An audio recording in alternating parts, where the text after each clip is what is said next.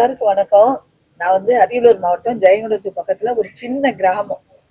எங்க ஊர்ல எந்த வசதியும் கிடையாது. நாங்க ஜெயங்கொண்டத்துக்கு தான் ஹாஸ்பிட்டலுக்கு போனோம்.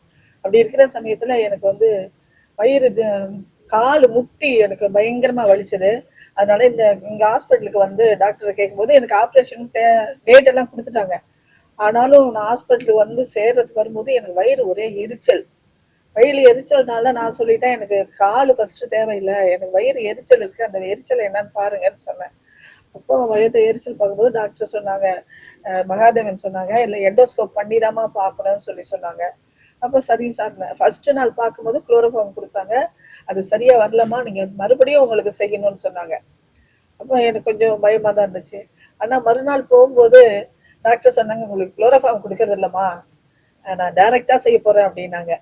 எனக்கு மனசுக்குள்ள கொஞ்சம் பயம் இருந்தாலும் சரிங்க சார் அப்படின்னு சொல்லிட்டேன். எனக்கு எண்டோஸ்கோப் பண்ணாங்க. பண்ணும்போது எனக்கு டாக்டர் பேர் மகாதேவன் சொன்ன உடனே எனக்கு உண்மையிலேயே எனக்கு ஒரு கடவுள் தான் எனக்கு ஆப்ரேஷன் செய்கிறது மாதிரி எனக்கு மனசுக்குள்ள ஒரு தைரியம் வந்துச்சு. அப்போ 2வது டைம் நார்மலாவே செஞ்சாங்க. அப்போ நார்மலா செஞ்சுட்டு இருக்கும்போது டாக்டர்ஸ் பேசிட்டு இருக்கிறத பார்த்துட்டு எனக்கு என்ன செஞ்சு தைரியம் வந்துச்சு. நானே கண்ணை திறந்து மெதுவா பார்த்து ஆப்ரேஷன் நடந்த எண்டோஸ்கோப் எடுக்கிறப்ப பார்த்தேன், என் குடல்ல அங்கங்க அந்த சின்ன சின்ன அந்த சாப்பாடு ஒட்டி இருந்தது எனக்கு நல்லா தெரிஞ்சிச்சு. நான் என் கண்ணால பாக்குறதுக்கு எனக்கு கடவுள் கிருபை கொடுத்தாரு. அதனால அந்த நான் பார்த்தேன் கண்ணால. அதுக்கப்புறம் சொன்னாங்க, நீங்க டேட்டு உங்களுக்கு கொடுக்குறோமா, நீங்க ஆப்ரேஷன் பண்ணுங்கன்னாங்க.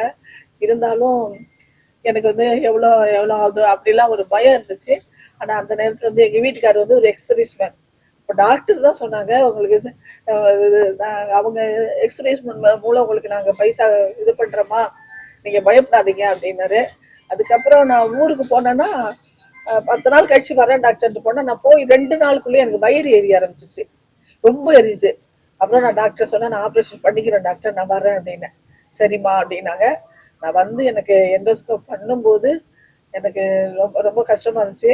என்ன ஆகுதுன்னு நான் உண்மையிலேயே எங்க கடவுள்கிட்ட ப்ரேயர் பண்ணிட்டேன். மகாதேவன் சார் சார் நீங்க சார் பண்ணல, எனக்கு உண்மையிலேயே எங்க கடவுள் தான் எனக்கு பண்றாருன்னு சொல்லிட்டு நான் எல்லாம் சொல்லிட்டு அந்த ஆப்ரேஷன் தேட்டர்ல படுத்தேன். அப்போ எனக்கு உடனே குளோரோஃபார்ம் கொடுத்தாங்க. குளோரோஃபார்ம் கொடுத்ததா எனக்கு தெரியும். சுமார் 4.5 மணி நேரம் ஆப்ரேஷன் நடந்துச்சுன்னு டாக்டர் சொன்னாங்க.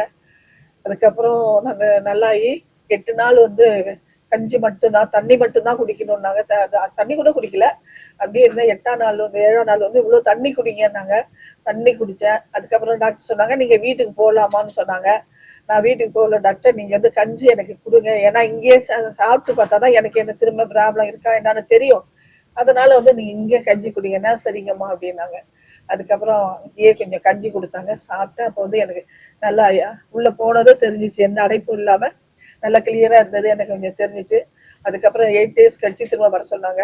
வந்தேன், திரும்பி பார்த்துட்டு நீங்க 1 மந்த் லிக்விடாதமா சாப்பிடணும்னாங்க. நான் லிக்விடா தான் 1 மந்த் சாப்பிட்டேன். திரும்ப வந்தேன், டாக்டர் எல்லாம் பார்த்தாங்க. இப்ப 4 மாசம் கழிச்சு நான் வந்திருக்கேன். திரும்ப டாக்டர் சொன்னாங்க, இது மாதிரி பேட்டி கொடுக்கணுமா, நீங்க வாங்க, ஏன்னா இந்த மாதிரி வியாதியில நான் ரொம்ப பயந்தேன், எனக்கு பண்ண முடியுமான்ற அளவுக்கு இருந்துச்சு. ஏன்னா இந்த மாதிரி சர்ஜரி இது வரைக்கும் என் லைஃப்ல நான் பண்ணதே கிடையாது, உங்களுக்கு தான்மா ஃபர்ஸ்ட் அப்படின்னாரு. அப்போ நான் உண்மையிலேயே கடவுளுக்கு தான் தேங்க்ஸ் சொன்னேன். ஏன்னா நான் நினைக்கவே இல்லை நான் திரும்ப வருவேன், அப்படிலாம் நினைக்கவே இல்லை.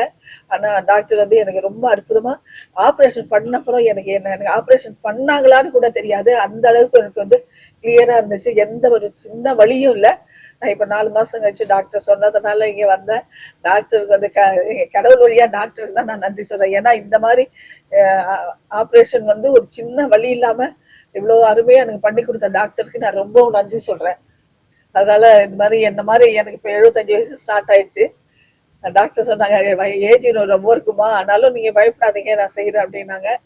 அப்படி அவங்க முயற்சி எடுத்து எனக்கு செஞ்சு இன்னைக்கு எனக்கு திரும்பவும் மீண்டும் எனக்கு உயிர் கொடுத்தது மகாதேவன் சார் தான். கடவுள் வழியில நான் அதான் சொல்லுவேன், கடவுள் வழியில தேவன் சொன்ன உடனே எனக்கு அந்த கடவுள் தான் மகாதேவன். ஏன்னா 10 வருஷத்துக்கு முன்னாடி எனக்கு இந்த வியாதி இருந்துச்சு, ஆனா கொஞ்சம் கொஞ்சம் லேசா அடைச்சிட்டு இருந்துச்சு. அப்ப மியாட்டுக்கு போனேன், அங்க இந்த மாவு மாதிரி கரைச்சி கொடுத்தாங்க. அதை பார்த்துட்டு நான் பயந்துட்டு ஓடி வீட்டுக்கு வந்துட்டேன் நானு.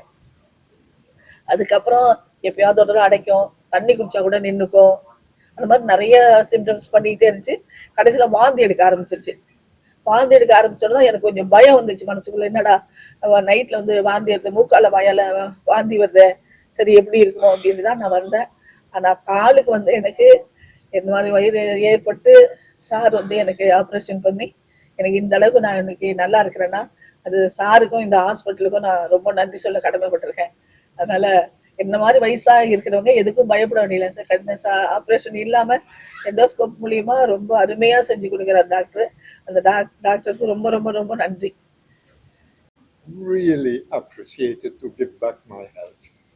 Amazing story. It's the first time that I experience that I come for a checkup and that I suddenly am captured for a press conference. That's quite an event. But it was a story which started about 15 years ago, apparently, when something growed inside, which was not devised or found after several endoscopy. To get the story very summarized, I ended up with Dr. Mahadevan and his team, and in a matter of less than a week, an operation took place, which returned actually my full health. And we're extremely helpful for that one. There was no operation. It was all internally, no scars, and the recovery was extremely fast. I got back my health after a couple of months, replenished my lost weight, which was drastically came down, and I still am very active in professional life. So a big thank you for finding out and coming to Glen Eagle and finding a treasure of a team and a doctor who could do that and restore my health. Thank you so much. One, which had a connection with Dr. Mahadevan, and he said, I know exactly the doctor and the surgeon who will take care of you. I had serious problems. The weight dropped drastically, my body weight, and there was almost continuous coughing and a passing of undigested food.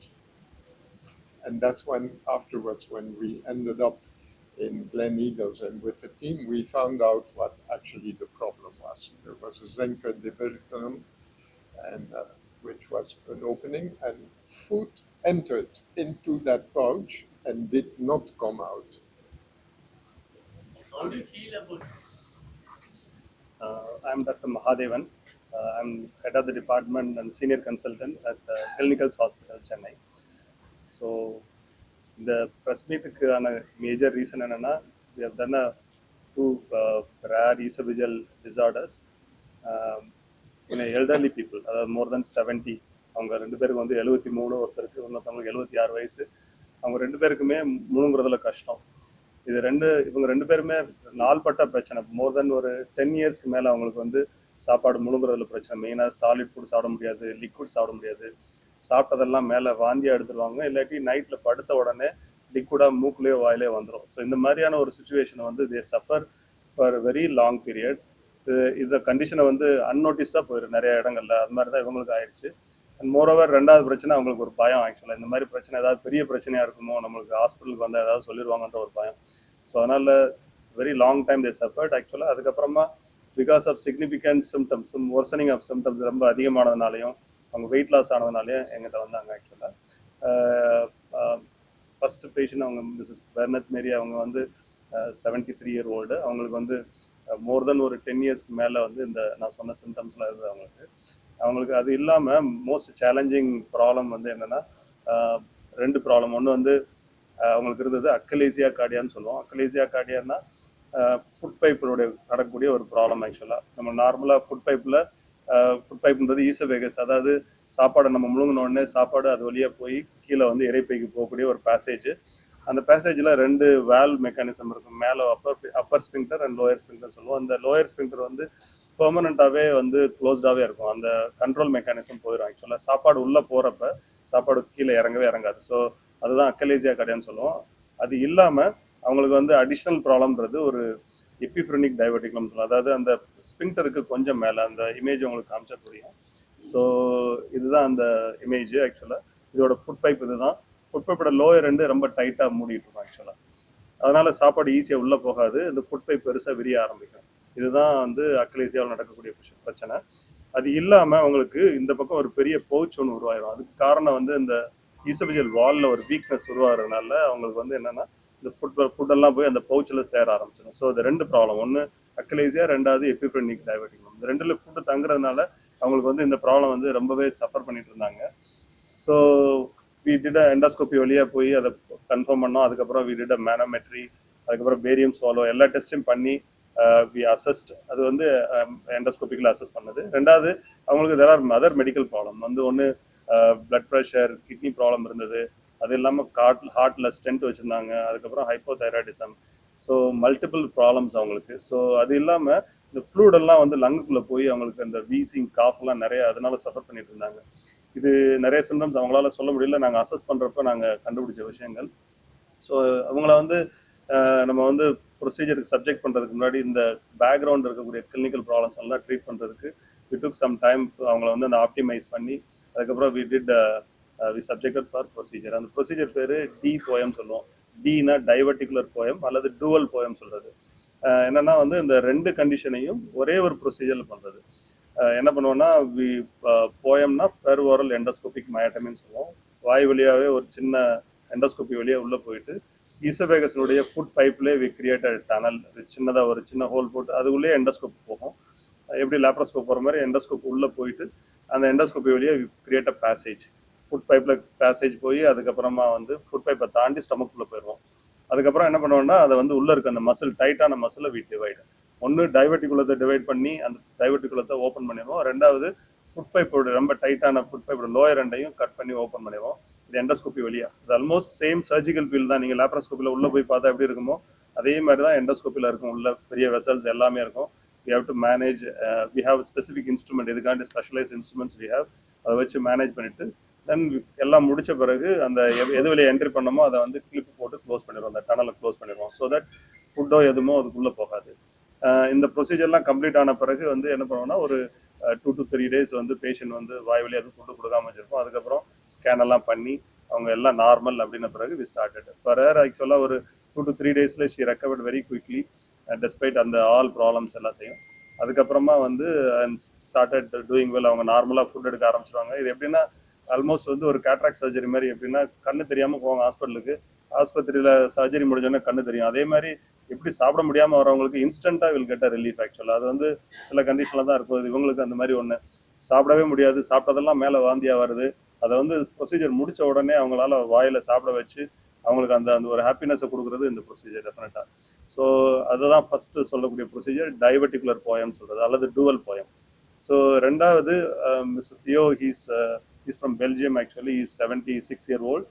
அவர் வந்து அவருக்கு என்ன problem இருந்ததுன்னா அவருக்கு வந்து இங்கே எப்படி கீழே pouch மாதிரி மேலே வந்து upper part of the food பைப்பில் there is a big diverticulum. அது வந்து ஜெங்கர்ஸ் டைவர்டிகுலம் சொல்லுவோம். அது என்ன ஆகுனா வந்து நம்ம சாப்பிட்ற சாப்பாடு அந்த பவுச்சில் தான் ஃபுட் பைப் மேலே எண்ட்லேயே போய் மேலே உட்காந்துடும். நார்மலாக அது உதாரணத்துக்கு இப்படி சொல்லணும்னா இதுதான் வந்து வாயிலேருந்து சாப்பிட்ற சாப்பாடு. இந்த பவுச்சிலே ஃபுட்டு போய் நின்றுக்கிறோம். நம்ம சாப்பிட்றப்ப இதெல்லாமே இது வழியாக வெளியில் வந்துடும். அதனால தான் அப்பப்போ அந்த சாலிட் ஃபுட்டு, ஃப்ரூட்ஸு எது இருந்தாலும் சரி சாப்பிட்டதெல்லாம் மேலே வரும். நைட்டில் படுத்தா கூட அங்கே இருக்க ஃபுட்டு ஃப்ளூடெல்லாம் வாயில் மூக்கில் வந்துடும் ஆக்சுவலாக. அதனால் இது ஓவர் பீரியட் ஆக அந்த pouch is become very big. அவருக்கு ஒரு ஆல்மோஸ்ட் க்ளோஸ் டு 5 centimeter பவுச்சுக்கு மேலே ஆயிடுச்சு. அதனால நிறைய ஃபுட் தங்க ஆரம்பிச்சிச்சு. அதுக்கப்புறம் ஈ ஸ்டார்டட் லூசிங் வெயிட். அதனால அந்த கண்டிஷனோட தான் அவர் வந்தார் ஆக்சுவலாக. So again we confirmed the conditions call Zenker's diverticulum. இது வந்து ஆக்சுவலாக இன்ஃபேக்ட் வந்து ஜெங்கர்ஸ் டைவர்டிகுலம்லாம் வந்து முன்னாடி சர்ஜிக்கல் மெத்தடில் தான் ஆப்ரேட் பண்ணிட்டு இருப்பாங்க. பட் இப்போ வந்து இந்த ஜி போயம், ஜினா ஜெங்கர்ஸ் போயம் சொல்கிறது, the same per oral endoscopic myotomy, Zenker's POEM. இது எண்டோஸ்கோப்பிலே பண்ணக்கூடியது. Biggest advantage not only surgery இல்லாமல் பண்ணுறது மட்டும் இல்லாமல் இந்த ரெக்கரன்ஸ் இஸ் ஆல்மோஸ்ட் நில்லுன்னு சொல்லலாம். ஏன்னா சர்ஜரியில் வாய்க்குள்ளே போய் அந்த தொண்டையில் கரெக்டாக டைவர்டிகுலத்தை டிசெக்ட் பண்ணி பாட்டம் வரைக்கும் போகிறது வந்து ஒன்லி ஃபியூ சுச்சுவேஷனில் தான். The chance of recurrence also high and handful of surgeons do the procedures.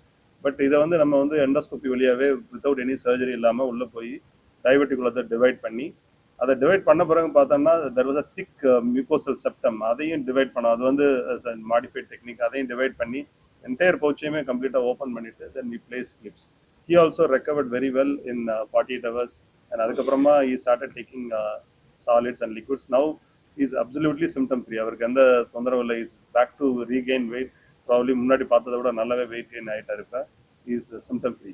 So the highlight of this both the procedure and both the conditions ரெண்டுமே வந்து ஒரு ரேரான என்டிட்டி. ஃபுட் பைப்பில் நடக்கக்கூடிய ப்ராப்ளம். ஒன்று வந்து அக்கலேசியா கார்டியா, ஃபுட் பைப்பில் அந்த கீழே எண்டு வந்து கம்ப்ளீட்டாக டைட் ஆகிட்டு plus along with complicated by epiphrenic diverticulum, இன்னொன்று ஜெங்கஸ் டைவர்டிகுலம். இந்த ரெண்டும் வந்து ரொம்ப நாள்பட்ட பிரச்சனை. அது காமன்லி ஏஜ் பீப்புளுக்கு தான் வரும். கொஞ்சம் வயசுக்காரங்களுக்கு ரொம்ப காமன் கிடையாது. எல்லாமே ஏஜ் பீப்புளுக்கு தான் வரும். அது இல்லாமல் அவங்களுக்கு எல்லாருக்குமே நிறைய கோமாபிலிட்டிஸ் இருக்கும். பிபி, சுகர், ஹார்ட் ப்ராப்ளம் எல்லாமே இருக்கும். இந்த இவ்வளோ பிரச்சனைகள்லையும் அவங்கள வந்து சர்ஜரி இல்லாமல் பண்ணுறதுக்கான வாய்ப்புகள் எண்டோஸ்கோப்பியில் உண்டு. அதை ஹைலைட் பண்ணுறதுக்காக தான் அந்த ப்ரெஸ் மீட்.